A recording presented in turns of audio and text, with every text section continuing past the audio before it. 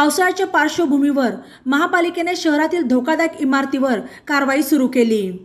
दरम्यान शहरातील डाळ मंडई येथील जुन्या इमारतीचा एक भाग बुधवारी 15 मेला रात्री अचानक कोसळला। ही घटना कळताच महापालिकेच्या बांधकाम आणि अग्निशामक विभागाने गुरुवारी 16 मेला संयुक्त कार्यवाही करत सदरची धोकादायक इमारत पाडण्यास सुरुवात केली। दुपारपर्यंत निम्म्याहून अधिक इमारत पाडण्यात आली। सध्या वादळी वाऱ्यासह अवकाळी पाऊस चालू आहे, तसेच मान्सूनही तोंडावर आहे। त्यामुळे शहरातील मान्सूनपूर्व कामांना महापालिकेने सुरुवात केली।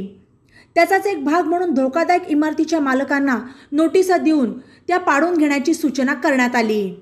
तथापि डाळ मंडईतील नारायणदास मोहनदास बोलदरा यांची जवळपास 90 वर्षे जुनी असलेल्या इमारतीचा एक भाग बुधवारी रात्री अचानक कोसळला।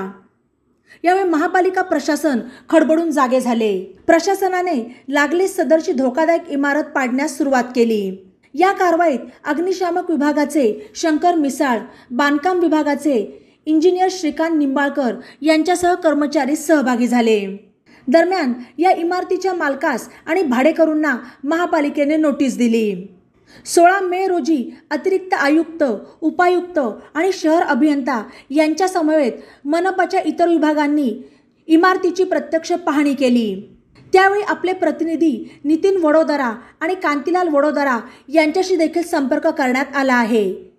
कधीही पाऊस पडण्याची शक्यता असल्याने इतरांना धोका होऊ नये याकरता इतर यंत्रणेमार्फत काम करून झालेला खर्च आपल्याकडून वसूल करण्यात येईल असे या पत्रात म्हटले आहे। बातम्यांसाठी ई नवा मराठा यूट्यूब चॅनलला सबस्क्राईब करा आणि बेल आयकॉनवर प्रेस करा।